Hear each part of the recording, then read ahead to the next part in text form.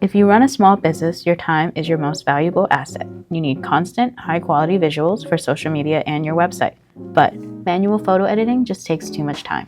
That's where Photoshop's Generative Fill tool comes in handy. So I'm going to walk you through 2 core tasks with Generative Fill: removing unwanted elements and generating images, which can directly translate into helping you save money and time for your business.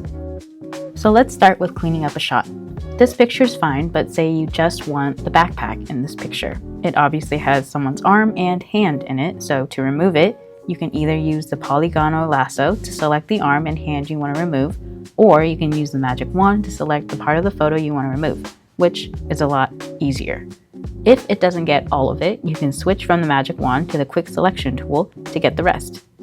If you get too much of the photo, you can go up to the brush settings in the top left and click on the one with the minus symbol to remove some of your selection. After you select what you want to remove, click on the Generative Fill button in the taskbar that appears and type in Remove Arm from Photo or whatever it is you want to remove from your photo.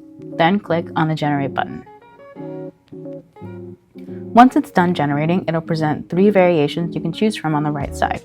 You can see from those options that the AI feature matches the background texture and even adds shadowing from the strap here, and matches the perspective and lighting.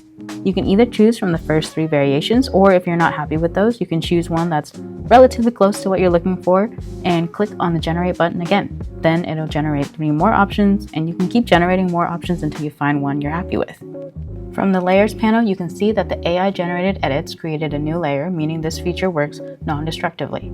So if you go too far into the Generative Fill tool or you want to go back to the original photo, you can always just delete the new layer or just click on the eye icon to see that the original version of the photo is still there. Another way to use this Generative Fill tool is using it to add or change the background of a photo. So this is just a photo of a Christmas elf against a basic wooden background. So say I want to change the background to a fireplace mantle. First, click on the Move tool and click on the photo. You should see a toolbar show up at the bottom. From there, select the Remove Background button. Then click on Generate Background and type in what you want to add as a background. Since I want a fireplace background, I'm going to type that in and then click on Generate. Once it generates, it'll generate 3 options again, which you can choose from, or you can generate more options until you find one you want. Much like the backpack image, you can see the backgrounds match the perspective and lighting. You can see that one of the options misses a mark on the shadowing a bit, but for the most part it gets pretty close. And again, you can always pick a different option or generate more as you like.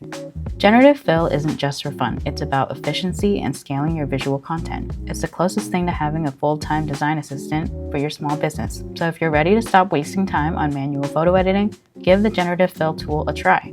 Hit the like button if this tutorial was helpful and subscribe for more business tech breakdowns.